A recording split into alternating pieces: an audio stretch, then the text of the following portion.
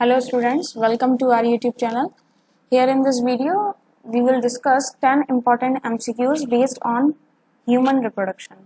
So let's start from question number first. Here is question number first. Question number first है which among has 23 chromosomes? Which among has 23 chromosomes? NCERT exemplar का question है ये. आपके पास option है spermatogonia, zygote, secondary oocyte या oogonia. तो देखिए हम लोग स्टार्टिंग करते हैं स्पर्मेटोगोनिया से. स्पर्मेटोगोनिया की अगर हम बात करें तो ये डिप्लॉयड होते हैं. कैसे डिप्लॉयड होते हैं? स्पर्मेटोगोनिया को ही मेल जर्म सेल बोला जाता है. ये जो मेल जर्म सेल हैं, ये male germ cell meiosis follow करके स्पर्म का फॉर्मेशन करते हैं. ठीक है, तो इनका जो क्रोमोसोम नंबर होता है वो 2n होता है, तभी स्पर्म जो है वो हैप्लॉइड फॉर्म होते हैं. वहीं पर अगर हम जाइगोट की बात करें तो जैसा कि आप लोग सभी जानते हैं कि जाइगोट भी 2n होते हैं, because zygote is formed by fusion of male and female gamete. ठीक है, तो इसका क्रोमोसोम नंबर भी 2n ही होगा. वहीं पर अगर हम सेकेंडरी oocyte की बात करें तो सेकेंडरी oocyte क्या है? सेकेंडरी oocyte होता है हैप्लॉइड. कैसे होता है हैप्लॉइड सेकेंडरी oocyte? देखिए समझना ध्यान से. जो प्राइमरी oocyte होता है वो primary oocyte meiosis first attain करता है. Meiosis first. ठीक है, मियोसिस फर्स्ट के बाद जैसे कि आप लोगों को पता ही है कि मियोसिस फर्स्ट के बाद हमें 2 सेल मिलते हैं और वो 2 सेल होते हैं हैप्लॉइड. यहाँ पे हमें एक पोलर बॉडी मिलती है और साथ में एक सेल मिलता है जिसको हम सेकेंडरी स्पर्मेट oocyte बोलते हैं. सेकेंडरी oocyte बोलते हैं और ये सेकेंडरी oocyte होता है हैप्लॉइड. ठीक है, ये है पोलर बॉडी जिसको फर्स्ट पोलर बॉडी बोला जाता है. तो जैसा कि आप यहाँ पे देख पा रहे हैं कि ये जो सेकेंडरी oocyte है इसका क्रोमोसोम नंबर n है और प्राइमरी oocyte का क्रोमोसोम नंबर 2n होता है, मतलब ये डिप्लॉयड होता है तो इसका क्रोमोसोम नंबर 46 होता है. 2n की वैल्यू 46 है तो n की वैल्यू कितनी हो जाएगी? 23. n की वैल्यू हो जाएगी 23. तो 23 क्रोमोसोम्स प्रेजेंट होते हैं सेकेंडरी oocyte में. अगर हम oogonia की बात करें तो oogonia जो है वो फीमेल जर्म सेल हैं या गैमीट मदर सेल बोल सकते हैं आप इन्हें, तो ये भी 2n होते हैं. तो यहाँ से जो हमें सही ऑप्शन मिलता है वो राइट ऑप्शन है, option number C, secondary oocyte. ठीक है, चलते हैं नेक्स्ट क्वेश्चन की तरफ. नेक्स्ट क्वेश्चन है seminal plasma in human males is rich in. Seminal plasma in human males is rich in AIPMT 2010 का क्वेश्चन है ये. तो यहाँ पे आपको बताना है कि सेमिनल प्लाज्मा किससे रिच होता है? राइबोज एंड पोटेशियम से, फ्रक्टोज एंड कैल्शियम से, या ग्लूकोज एंड कैल्शियम से, या DNA एंड टेस्टोस्टेरोन से. तो देखिए सेमिनल प्लाज्मा जो कि मेल एसेसरी ग्लैंड्स के द्वारा सिक्रीट किया जाता है ये रिच होता है फ्रक्टोज और कैल्शियम से. ठीक है, इसमें फ्रक्टोज और कैल्शियम काफी अच्छे अमाउंट में प्रेजेंट होता है. चलते हम नेक्स्ट क्वेश्चन की तरफ. नेक्स्ट क्वेश्चन है question number 3. Vasa efferentia are ductules leading from. Ductules छोटी छोटी जो डक्ट होती है उनको डक्ट्यूल्स बोला जाता है. तो आपको बताना है कि vasa efferentia ductules leading from epididymis to urethra, testicular lobules to rete testis, rete testis to vas deferens, या वास डेफरेंस टू एपिडिडाइमिस. तो देखिए यहाँ पे हम लोग स्ट्रक्चर देख पाते हैं. ये जो आपको स्ट्रक्चर देख रहे हैं, छोटी छोटी जो ये डक्ट्यूल्स दिख रही हैं, इनको हम रेटिटेस्टिस बोलते हैं. यहाँ पे शो नहीं हुआ है बट ये रेटिटेस्टिस है. ठीक है, ये जो स्ट्रक्चर आप देख रहे हैं इनको एफरेंट लिखा हुआ है, यही है वासाइफ्रेंशिया. वासाइफ्रेंशिया यही स्ट्रक्चर है. ये है वास डेफरेंस, ये इन्हीं का ही दूसरा नाम है. तो आप स्टार्टिंग देख सकते हैं, स्टार्टिंग हो रही है. अगर मैं एफरेंट की फर्स्ट एंडिंग की बात करूं तो ये रेटिटेस्टिस है और इसके बाद epididymis, then last is vas deferens. ठीक है, और बाकी इसमें से कोई भी मैच नहीं हो रहा. जैसे एपिडिडाइमिस टू यूरेथ्रा, तो एपिडिडाइमिस टू यूरेथ्रा बहुत आगे चला गया, लीडिंग फ्रॉम में नहीं आएगा ये. टेस्टिकुलर लोब्यूल्स टू रेटिटेस्टिस, ये भी नहीं होगा. टेस्टिकुलर लोब्यूल्स ये हैं एंड देन रेटिटेस्टिस, एफरेंट तो आ ही नहीं पाया. नेक्स्ट लास्ट वाला जो ऑप्शन है वो भी देख लीजिए आप, वासा डेफरेंस टू एपिडिडाइमिस, ये वापस लौट रही है. वास डेफरेंस यहाँ है और एपिडिडाइमिस पीछे की तरफ है. तो इसको जो राइट ऑप्शन है वो है रेटिटेस्टिस टू वास डेफरेंस. ठीक है, जो पैसेज होता है वो पैसेज इसी तरीके से होता है, seminiferous tubule, then seminiferous tubule से रेटिटेस्टिस, रेटिटेस्टिस से vas efferentia, then vas efferentia से एपिडिडाइमिस, एपिडिडाइमिस से वास डेफरेंस, ठीक है, वास डेफरेंस से एक छोटी सी जैकुलेटरी डक्ट है, देन यूरिथ्रा, और फिर उसके बाद पैसेज जो है वो बाहर निकल जाता है, अलोंग विद पेनिस पूरा यूरिथ्रा देखने को मिलता है, ठीक है। इस तरीके से हम अगर देखते हैं तो एपिडिडाइमिस में रेटिटेस्टिस और वास डेफरेंस, तो इसका जो राइट ऑप्शन होगा वो ऑप्शन नंबर सी है, rete testis to vas deferens. Next question है, Sertoli cells are found in, Sertoli cells देखिए कौन से सेल्स होते हैं, जो सेमनीफेरस ट्यूब्यूल की वॉल होती है, सेमनीफेरस ट्यूब्यूल की टेस्टिस में जो सेमनीफेरस ट्यूब्यूल प्रेजेंट है, जैसे कि ये जो स्ट्रक्चर आप देख रहे हैं ये है सेमनीफेरस ट्यूब्यूल, ठीक है। तो इसकी जो वॉल होती है ये दो तरीके के सेल से बनी होती है, एक होते हैं मेल जर्म सेल, दूसरे होते हैं Sertoli cells. Male germ sales जो कि स्पर्म का फॉर्मेशन करते हैं, सर्टोली सेल्स जो मेल जर्म सेल को न्यूट्रिशन प्रोवाइड कराते हैं, नरिशमेंट प्रोवाइड कराते हैं, ठीक है। तो यहाँ पे आपसे पूछा गया है सर्टोली सेल्स किस में पाए जाते हैं, पैनक्रियाज में बिल्कुल रॉन्ग हो जाए, ओवरीज में नहीं, एड्रीनल कॉर्टेक्स में नहीं, सेमनीफेरस ट्यूब्यूल्स में, सेमनीफेरस ट्यूब्यूल्स। और किसका क्या करते हैं ये प्रोवाइड करते हैं न्यूट्रिशन टू जर्म सेल, तो इसका जो राइट ऑप्शन होगा वो ऑप्शन नंबर डी है, that is seminiferous tubule and provide nutrition to germinal cell, ठीक है। नेक्स्ट क्वेश्चन की तरफ हम लोग चलते हैं, क्वेश्चन नंबर 5।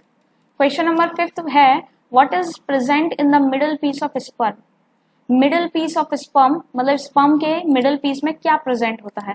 तो देखिए ये स्ट्रक्चर है कुछ, ये हेड है, ठीक है, हेड के बाद आपको नेक रीजन देखने को मिलेगा, सेकंड रीजन, उसके बाद आपको मिडिल पीस देखने को मिलेगा, और जो लास्ट रीजन है, fourth region, that is tail. Tail जो है वो मोटिलिटी प्रोवाइड कराता है, एबिलिटी टू मूव। वहीं पर अगर हम मिडिल पीस की बात करें तो मिडिल पीस के पास काफी लार्ज अमाउंट में माइटोकॉन्ड्रिया प्रेजेंट होते हैं। ये माइटोकॉन्ड्रिया क्या करते हैं, ये एनर्जी सोर्स होते हैं फॉर स्विमिंग, मतलब टेल को एनर्जी प्रोवाइड कराएंगे जिससे कि वो स्विम कर पाए, मतलब मोटिलिटी अटेन कर पाए, ठीक है। तो एनर्जी प्रोवाइड कराने का, स्पर्म को एनर्जी प्रोवाइड कराने का किसका काम होता है, माइटोकॉन्ड्रिया, और माइटोकॉन्ड्रिया प्रेजेंट होते हैं मिडिल पीस में। तो इसका जो राइट ऑप्शन होगा वो राइट ऑप्शन है माइटोकॉन्ड्रिया सी, ठीक है। इस स्ट्रक्चर में अगर आप देखें तो आपको आगे की तरफ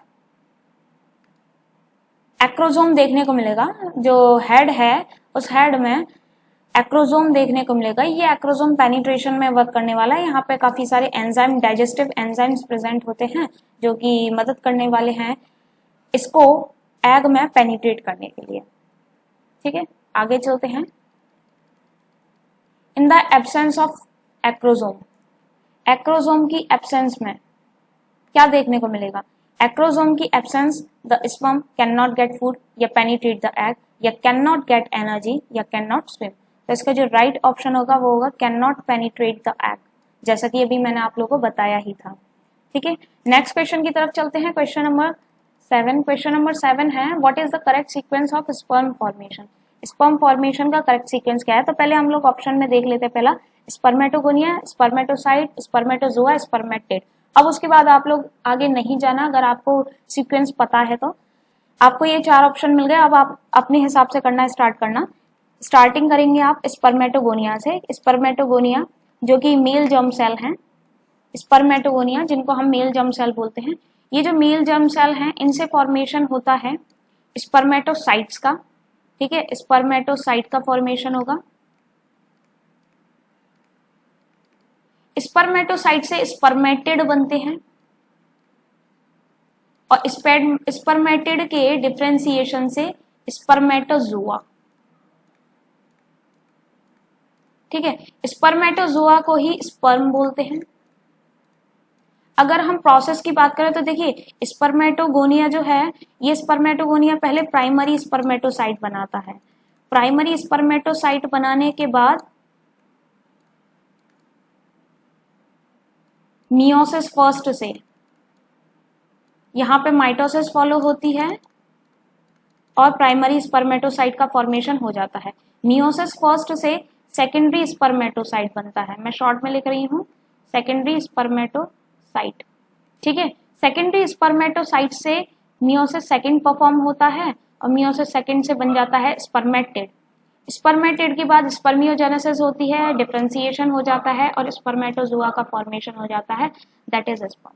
ठीक है, तो ये सीक्वेंस है, अब आप देख लीजिए इस सीक्वेंस से चीजें चल रही हैं। मैंने आपको ये पूरी प्रोसेस नीचे से बता दी है, बट आप लोगों को ये 4 टर्म्स देखने हैं, ये 4 टर्म्स के साथ चलना है। तो देखिए स्पर्मेटोगोनिया, देन स्पर्मेटोसाइट, इसमें प्रेजेंट है, इसमें प्रेजेंट है। स्पर्मेटिड यहाँ पर है, ऊपर सीक्वेंस गलत हो गया तो इसका जो राइट ऑप्शन होगा वो ये होगा, आप लोग देख सकते हैं। Spermatocyte, then spermatogonia, then spermatocytes, then spermatid, then spermatozoa.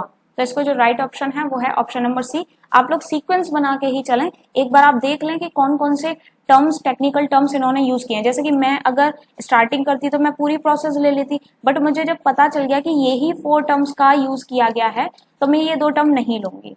ठीक है, ये 2 टर्म्स मैंने आप लोगों को एक्सप्लेनेशन के तौर पर समझाए हैं, वरना आप लोगों को ये सिर्फ 2 टर्म ही लेने हैं।